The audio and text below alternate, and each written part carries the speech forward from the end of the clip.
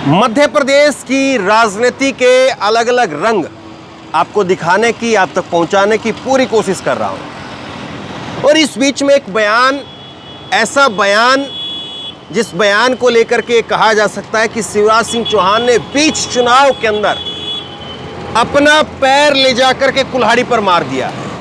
कहावत होती है कि पैर पर कुल्हाड़ी मारना, लेकिन यहां पर उल्टा हुआ है। यहां पर हुआ है कि अपना पैर ले जाकर के कुल्हाड़ी पर मार दिया है। क्या ऐसा हुआ है? दरअसल एक बयान जो है शिवराज सिंह चौहान ने वह ऐसा दे दिया कि उस बयान से कमलनाथ और दिग्विजय सिंह की चांदी चांदी हो गई है। और ये बयान आज के सारे अखबारों की पहले पन्ने की सुर्खियों के ऊपर है।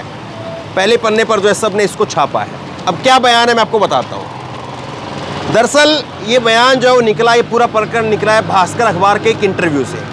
भास्कर अखबार ने एक इंटरव्यू किया कमलनाथ का इंटरव्यू किया और कमलनाथ के घर पर भास्कर के रिपोर्टर ने पूछा कि आपके और दिग्विजय सिंह के बीच में दरार है क्या, यानी फूट पड़ी हुई है क्या, कहीं पर कुछ जो है खटास है क्या, ये सवाल पूछा।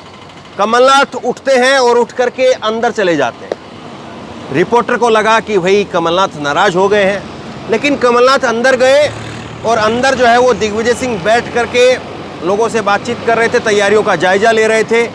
अंदर जा करके कमलनाथ दिग्विजय सिंह का हाथ पकड़ते हुए बाहर आते हैं और दिग्विजय सिंह का हाथ पकड़ करके बाहर ला करके कमलनाथ ने कहा कि भाई दिग्विजय, तुम ही बताओ कि हमारे बीच में कितनी खटास है, कितनी दूरियां हैं, कितनी दरार है। और उसके बाद में दोनों नेता हंसने लगते हैं और दोनों नेता हंस करके कहते हैं कि हम जय वीरू की जोड़ी हैं।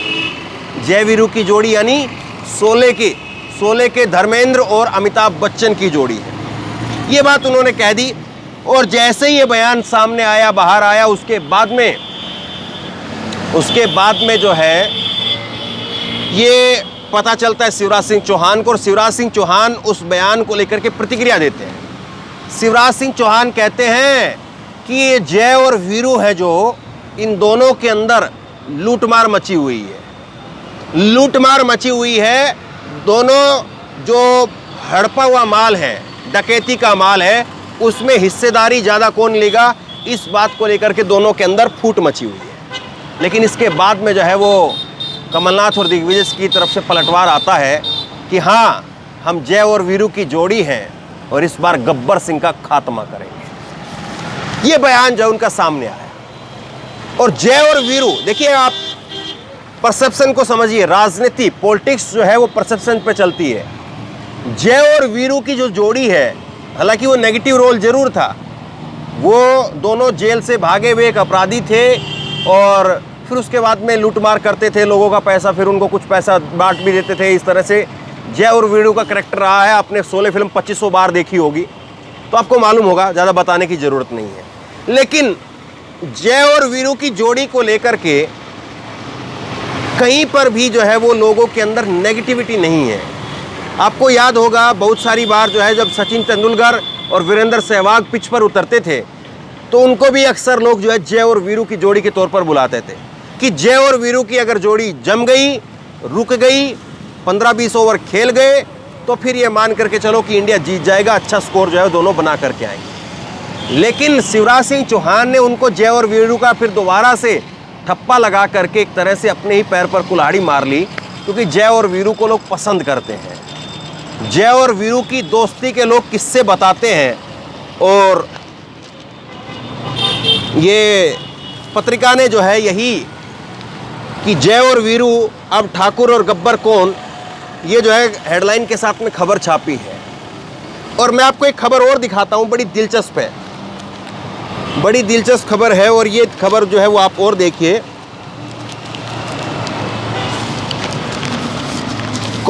बीजेपी के ही नेता और अब उम्मीदवार हैं जो कैलाश विजयवर्गीय, ये इसी पर खबर है।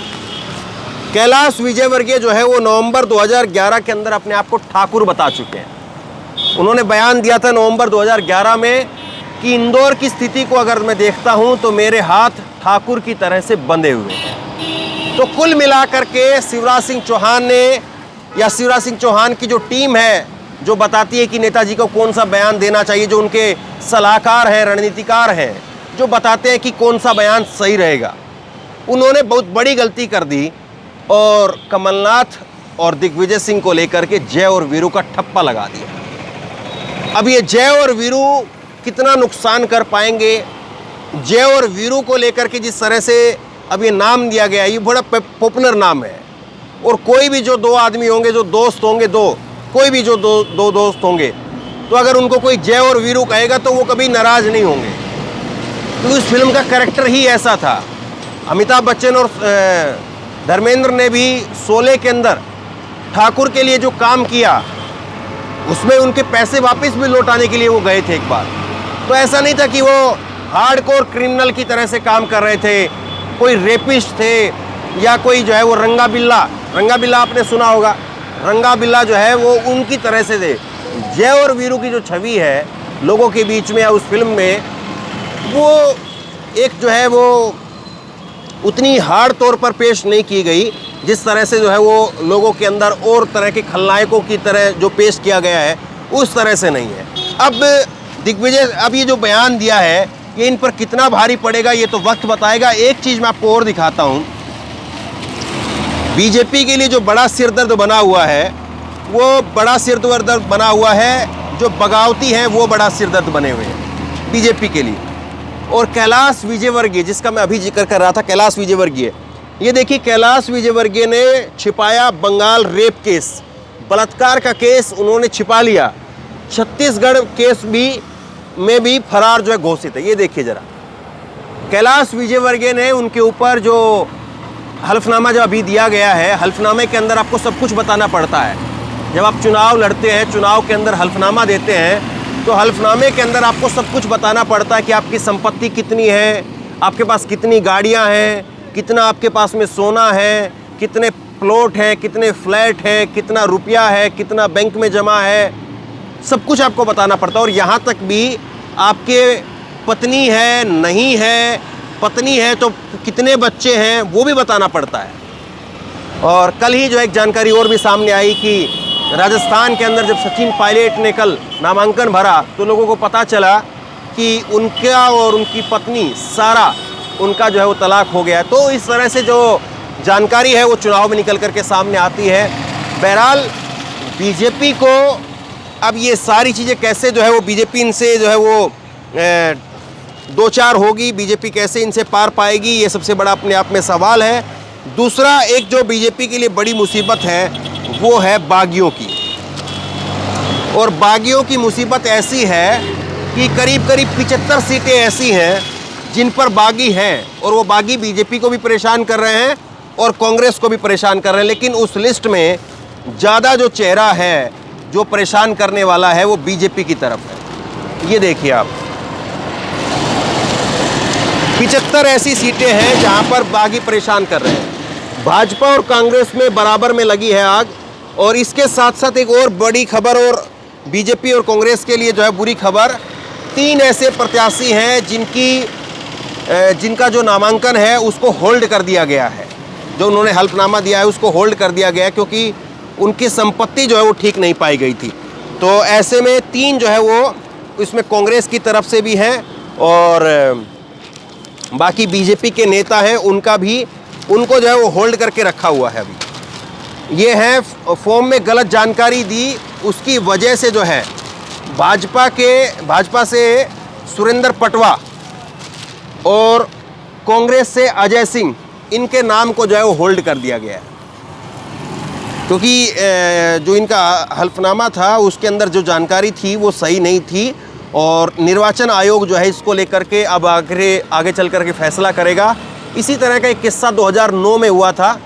2009 के अंदर जो है वो भाजपा की तरफ से लोकसभा चुनाव में यहीं भोपाल के पास में विदिशा से जो है वो उम्मीदवार थी और कांग्रेस की तरफ से उम्मीदवार थे राजकुमार पटेल। और राजकुमार पटेल ने अपने फॉर्म के अंदर जो एक गलती कर दी थी और उसके बाद में ये हुआ था कि चुनाव आयोग ने उनका जो फॉर्म था उसको रद्द कर दिया था और उसके बाद में सुषमा स्वराज जो है वो विदिशा से एक तरफा जीत गई थी। तो ऐसे में जब भाजपा और कांग्रेस का चुनाव के अंदर एक एक सीट को लेकर के खींचतान हो रही है, एक एक सीट को लेकर के, बागियों को लेकर के और भाजपा को लेकर के, बीजेपी को लेकर के खींचतान मची हुई है। तब ऐसे में अगर ये 3 सीटें रद्द हो जाती हैं तो चुनाव पर क्या असर पड़ेगा, इन पर दोबारा चुनाव होंगे या किस तरह से होंगे, या फिर जो है बहुत संभावना ये है कि इस पर जो मौजूदा प्रत्याशी हैं उन्हीं के बीच में चुनाव होगा और उन्हीं के बीच में से जो है चुन लिया जाएगा। वह ऐसे में अगर कांग्रेस के प्रत्याशियों का अगर पर्चा रद्द हो गया तो बीजेपी के लिए वाह है, और अगर बीजेपी के प्रत्याशियों का पर्चा रद्द हो गया तो कांग्रेस के लिए वाह है। लेकिन ये तो खैर कुछ ऐसी गलतियां रही जो अनचाही गलतियां हैं, लेकिन जो शिवराज सिंह चौहान का जो बयान है वो ऐसा लगता है कि कई बार आदमी जो है वो या तो अति आत्मविश्वास जो है उसके अंदर गलती कर देता है और कॉन्फिडेंस के अंदर गलती कर देता है, या कभी कभी ऐसा भी होता है कि आदमी के बुरे दिन ऐसे चल रहे होते हैं कि ऊंट पर बैठे हुए आदमी को भी कुत्ता काट लेता है। अब शिवराज सिंह चौहान उन्होंने बयान दिया, क्यों दिया, अब इस बयान को वो आगे दोबारा दोहरा पाएंगे या नहीं दोहरा पाएंगे तो वक्त बताएगा।